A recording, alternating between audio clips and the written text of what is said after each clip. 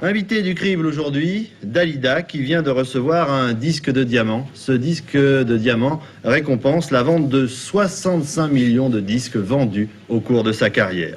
Dalida, nous n'allons pas la soumettre à un sondage aujourd'hui. Elle est l'invitée du crible d'Antenne 2 de Daniel Grand-Clément, car elle vient de recevoir un disque de diamant. Dalida a vendu 65 millions de disques.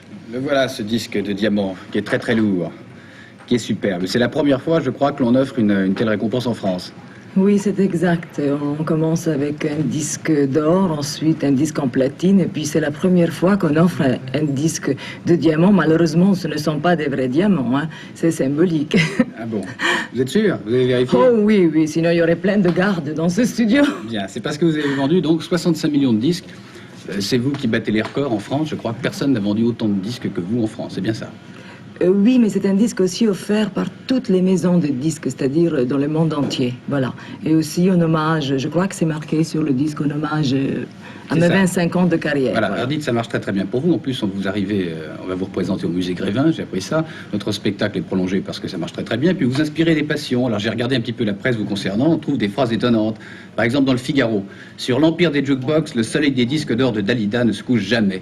Ou alors dans le Matin, vous êtes superbe, Madame Dalida, avec votre chevelure de feu, votre corps enfin épanoui, vos jambes interminables et largement offertes, votre attitude de vamp est ingénue.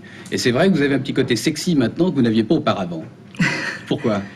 C'est-à-dire que, disons que l'époque n'est pas la même, que maintenant le public accepte beaucoup plus de choses et nous osons beaucoup plus de choses, moi. Mais c'est votre véritable personnalité maintenant qui... Mais disons, vous savez, dans un spectacle, quand on chante pendant 2h30, il faut donner des choses complètement différentes. Alors donc, et comme j'ai quand même la chance que la nature m'a doué, disons, de plusieurs facettes, que je peux chanter les chansons tristes comme les chansons gays, les chansons sexy comme les chansons un peu avec un peu de l'humour ou un sourire.